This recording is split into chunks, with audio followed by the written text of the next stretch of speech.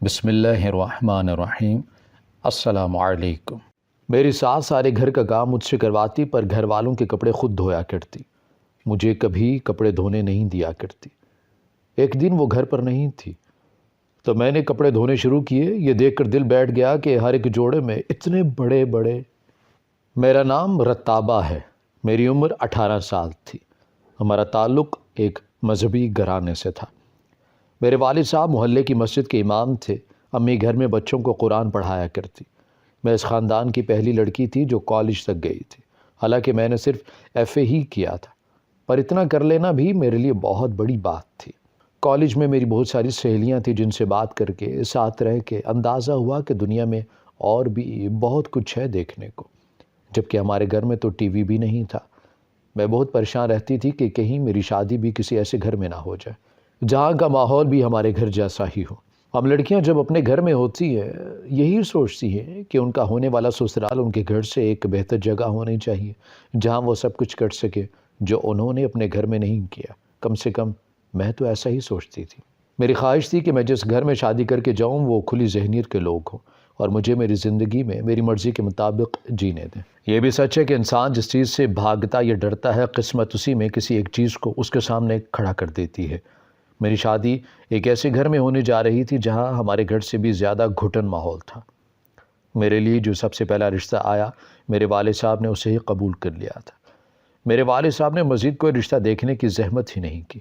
ان کا کہنا تھا کہ میں بار بار اپنی بیٹی لوگوں کو نہیں دکھا سکتا اور 1-2 سال تک یہ زحمت نہیں اٹھا سکتا۔ مجھے بہتر سے بہترین کی تلاش نہیں ہے، میرے لیے یہی بہترین ہے کہ لڑکا میری بیٹی کے حساب سے مناسب ہے، ان لوگوں کا اپنا گھر کاروبار ہے، بس اتنا ہی کافی ہے۔ میرا رشتہ اسی گھر میں ہو گیا۔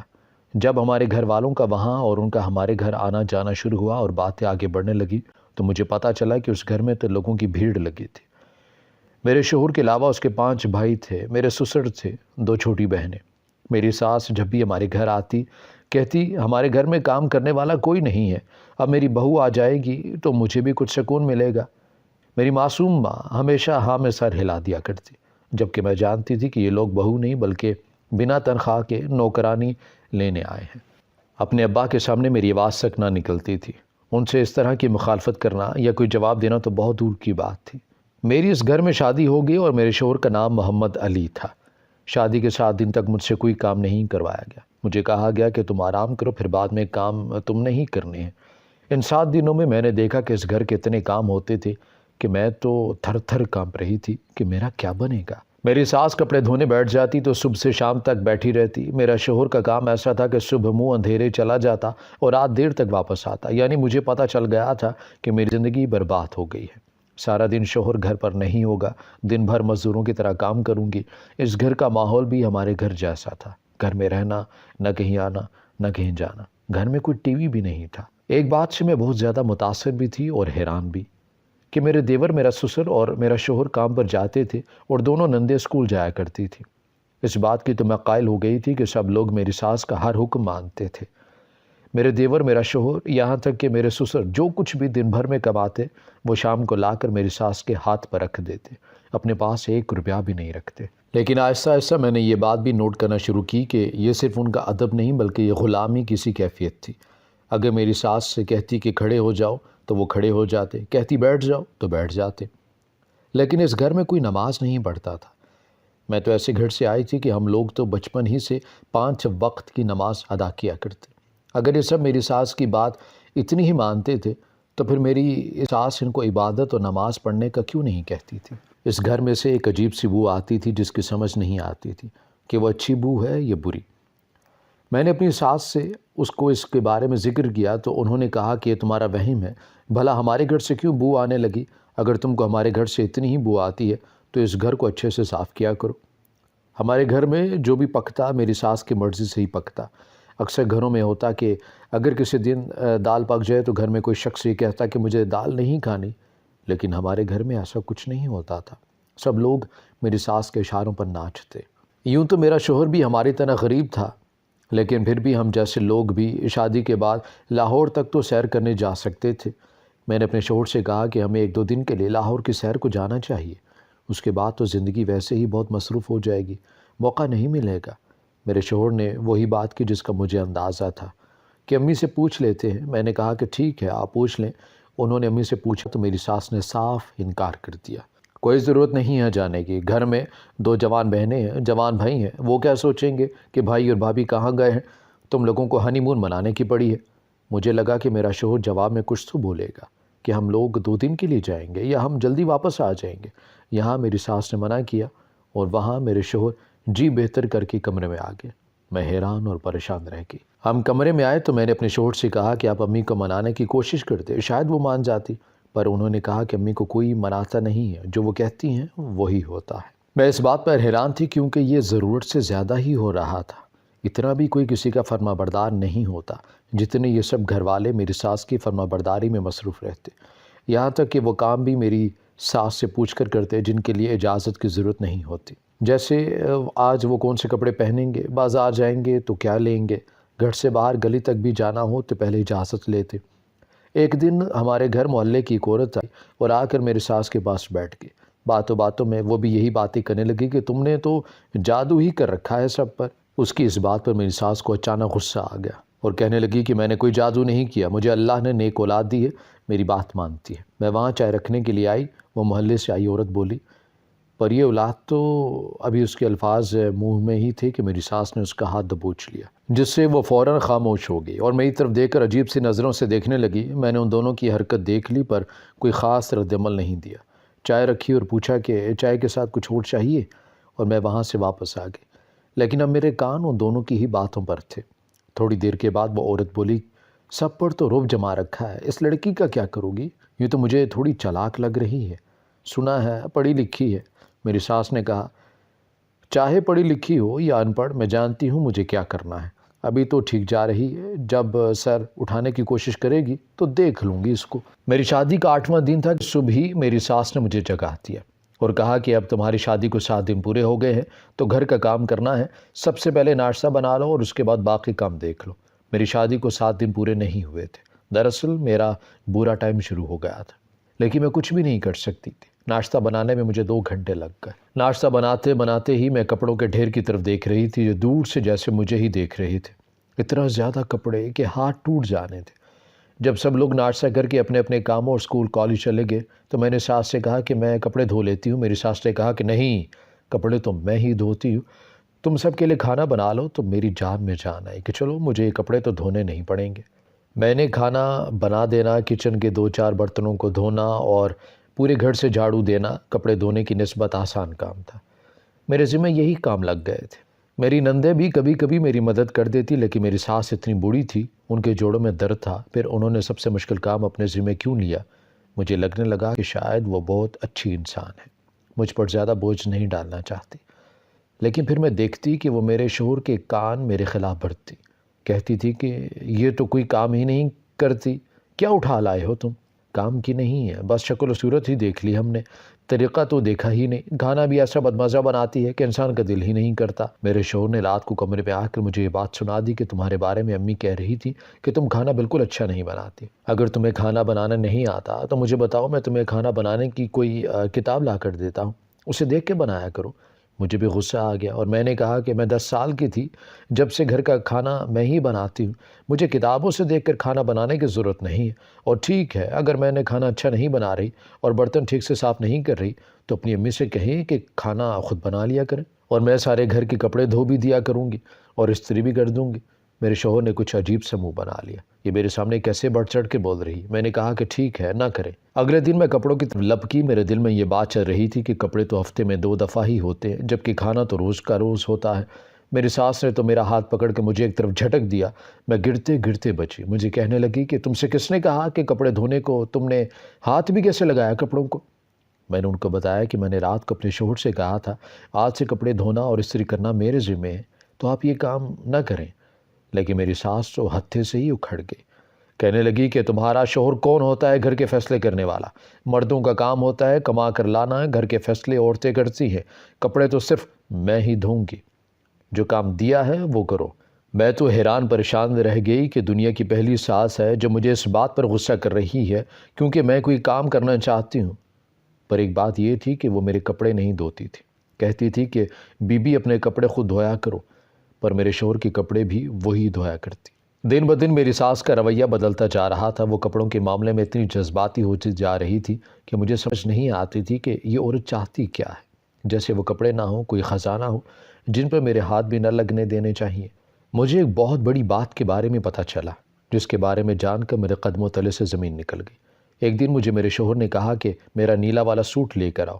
میں نے کہا کہ وہ تو امی نے دھو کر استری کر کے رکھا ہوگا، میں لے کر آتی ہوں، لیکن وہ سوٹ نہیں مل رہا تھا۔ میں نے سارا گھر چھان مارا۔ میرے شوہر کے سر پہ جانے کیا سوار ہو گیا، کہنے لگے کہ میں نے تو وہی سوٹ پہن کے جانا ہے۔ ساس سر غصہ کر رہے تھے۔ میں بھی ان کا وہ سوٹ تلاش کرنے میں لگی۔ چھٹی کا دن تھا، میرے ساتھ دونوں نندے بھی تلاش کرنے میں مصروف ہو گئے۔ میری ساس بیٹھی سبزی بنا رہی تھی اور ساتھ ساتھ مجھے باتیں سنا رہی تھی کہ یہ عورت کس کام کی نہیں، پتہ نہیں اس لڑکی کا دھیان کہاں ہے، گھر میں کوئی بھی توجہ نہیں ہے۔ مجھے اتنا غصہ آ رہا تھا کہ میں بیان نہیں کر سکتی، پر اچانک میری آنکھوں نے کچھ دیکھا اور میں حیران اور پریشان رہ گئی۔ میرے شوہر کا وہ نیلا سوٹ پھٹا ہوا ایک کونے میں پڑا تھا۔ اس کو کسی نے قینچی یا پھر چھری سے اتنی بری طرح گاڑا تھا کہ اب اس کو کوئی سی بھی نہیں سکتا تھا۔ میں نے وہ اٹھا کر شوہر کے سامنے رکھا اور کہا کہ یہ رہا آپ کا سوٹ۔ تب میری ساس میرے شوہر کے کمرے میں ہی کھڑی تھی۔ یہ کیا کیا تم نے؟ میں نے نہیں کیا، مجھے تو ایسے ہی ملا۔ میری ساس نے مجھ پر الزام لگا دی کہ یہی غصے میں اس کو پھاڑ کر لائی ہے، ورنہ اس گھر میں ایسا کون کرے گا، اور آج تک ہمارے گھر میں تو ایسی کوئی حرکت نہیں ہوئی، یہ سب اس کا کیا دھرا ہے۔ میرے شوہر نے بھی مجھے دو چار باتیں سنائیں اور کہا کہ تم کسی کام کی نہیں ہو۔ انہوں نے کہیں جانا تھا، کسی دوست کی شادی تھی، وہ کوئی اور کپڑے پہن کر چلے گئے۔ میں نے اپنی ساس سے صاف صاف کہہ دیا کہ میں نے یہ کام نہیں کیا، اور میں یہ جانتی ہوں کہ آپ بھی یہ جانتی ہیں کہ یہ کام میرا نہیں ہے۔ آج میری ساس کو اندازہ ہو گیا کہ میرے منہ میں بھی زبان ہے۔ وہ جان گئی کہ وہ باقی سب کی طرح مجھے اپنے اشاروں پر نہیں نچا سکتی، اور ایسا میں ہونے بھی کیوں دیتی۔ میں پڑھی لکھی سمجھدار لڑکی تھی، کوئی ان پڑھ گوار نہیں ہے۔ یہاں میری ساس کی مرضی کے بغیر کچھ ہوتا ہی نہیں تھا۔ ہم دونوں کی نئی نئی شادی ہوئی تھی، لیکن ہم کہیں جا نہیں سکے۔ کبھی اپنے شوہر کو کہہ دیتی کہ کوئی چیز کھانے کا دل کر رہا ہے، مجھے کہیں لے چلو، تو وہ فوراً میری ساس سے پوچھتے، تو وہ صاف انکار کر دیا کرتی کہ کوئی ضرورت نہیں فضول خرچ کرنے کی۔ میں جانتی تھی کہ اگر یہی حال رہا تو میرے شوہر سے رشتہ مضبوط نہیں ہو پائے گا، کیونکہ رشتے مضبوط وقت کے ساتھ ساتھ ہوتے ہیں، اور وقت اس بات کا تقاضا کرتا ہے کہ وقت ساتھ گزارا جائے۔ لیکن اب میرے دل میں ایک تجسس نے بھی گھر کر لیا تھا۔ جب میری ساس اور کوئی کام نہیں کرتی تو پھر یہ کام کیوں کرتی ہے؟ قسمت کی کرنی ایسی ہوئی کہ حالات میرے حق میں آ گئے۔ میری ساس کو گھر سے کہیں جانا تھا، اور وہ بھی رات کے لیے۔ میری ساس نے مجھے جانے سے پہلے خاص طور پر کہا کہ تمہیں کپڑے دھونے کی ضرورت نہیں ہے، میں آ کر دھو دوں گی۔ میں نے بھی کہہ دیا کہ میری کلائی میں درد ہے، میں بس کسی طرح کھانا ہی بناؤں گی۔ میری ساس گھر سے چلی گئی، اور اگلے دن باقی گھر والے بھی اپنے اپنے کاموں کو چلے گئے۔ میرے پاس یہی موقع تھا، لیکن میری ساس نے دوپہر تک واپس بھی آ جانا تھا۔ میں فوراً کپڑوں کی طرف لپکی اور کپڑوں کو دیکھنے لگی۔ میں نے سارے کپڑوں کو دیکھا، لیکن کپڑے نارمل ہی لگ رہے تھے۔ مجھے کچھ سمجھ نہیں آ رہا تھا کہ پر مجھے خیال آیا کہ میری ساس کپڑے دھوتی ہے تو مجھے بھی کپڑوں کو دھو کر دیکھنا چاہیے، آخر اس میں راز کیا ہے۔ جیسے ہی میں نے کپڑوں کو پانی میں ڈالا، میرے قدموں تلے سے زمین نکل گئی۔